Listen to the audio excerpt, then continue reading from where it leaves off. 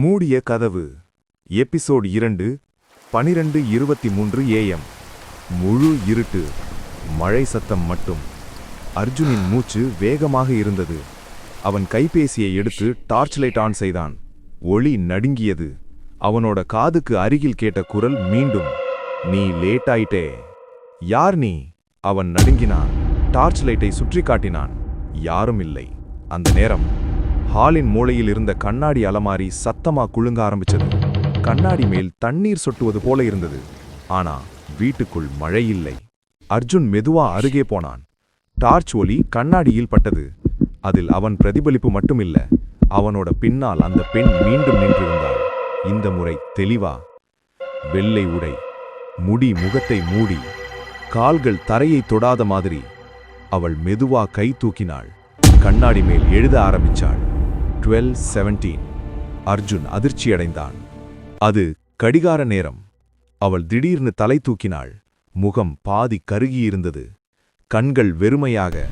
அர்ஜுன் பின்னோக்கி தடுமாறினான். அந்த நேரம் டார்ச் லைட் ஆஃப். முழு இருட்டு. பின்புறம் யாரோ மூச்சு விடும் சத்தம். அவன் மெதுவா திரும்பினான். அந்த பெண் அவன் முன் நின்றிருந்தாள். இந்த முறை கண்ணாடியில் இல்ல, உண்மையிலேயே. அவள் மெதுவா சொன்னாள், "இந்த வீட்டுல 12:17க்கு யாரோ இறந்தாங்க." அர்ஜுனின் இதயம் வேகமா துடிச்சுது. "யார்?" அவள் கை நீட்டினாள். அவள் விரலில் பழைய மோதிரம். "நான்." அந்த நேரம் திடீர்னு கதவு தட்டும் சத்தம். டக் டக் டக். அர்ஜுன் அதிர்ச்சியோடு கதவுக்கு பார்த்தான். இந்த நேரத்துல யார்? அவன் மெதுவா கதவுக்கு நடந்தான். கதவை திறந்தான். வெளியே யாருமில்லை. ஆனா தரையில் ஒரு பழைய செய்தித்தாள் துண்டு. அவன் எடுத்து பார்த்தான். தேதி 2017.